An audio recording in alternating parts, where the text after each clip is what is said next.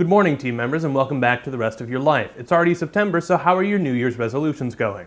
In YouTube news over the weekend, there was significant drama over a video called Dear Fat People, in which a comedian ridicules the idea of fat shaming. An academic paper from UC Santa Barbara published in 2013 in the Journal of Experimental Psychology titled The Ironic Effects of Weight Stigma indicates that the effects of weight stigma are so ironic.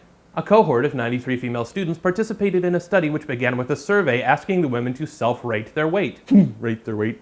On the day of the experiment, half of the subjects were asked to read a fake New York Times article titled Lose Weight or Lose Your Job. They were subsequently left alone in a break room with several snacks. Science ensued. For those in the control group who read a different article, those with a low perceived rate ate more of the snacks than those with a high perceived rate. For those who read the New York Times fake article, the opposite was true.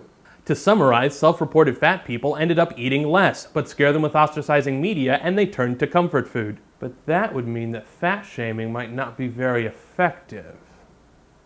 You can find the original study in the description, by the way. I may be a fat but I'm a fat who cites his sources.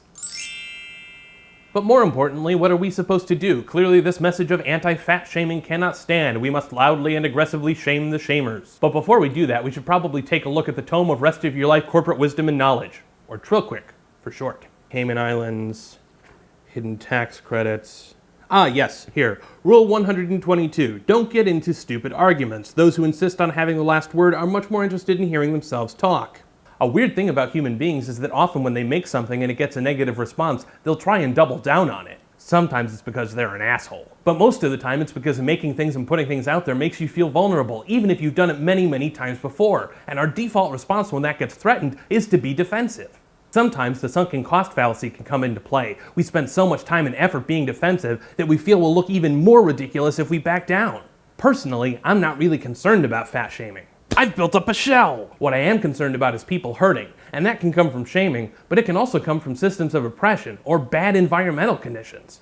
And yes, it can even hurt to feel like everyone's walking around on PC eggshells when all that you want is a good laugh at yourself. Unfortunately, there's no one blanket policy that can improve everyone's suffering because people are wonderfully and frustratingly different. But we can work on being more compassionate, and I can tell you with certainty that you're going to have a much more powerful impact by reaching out to a friend or family member who's seemed distant lately than you would if you decided to load up your torch and pitchfork as part of some outrage war. Alright, enough of that sappy shit. Get back to work and have a very productive Monday.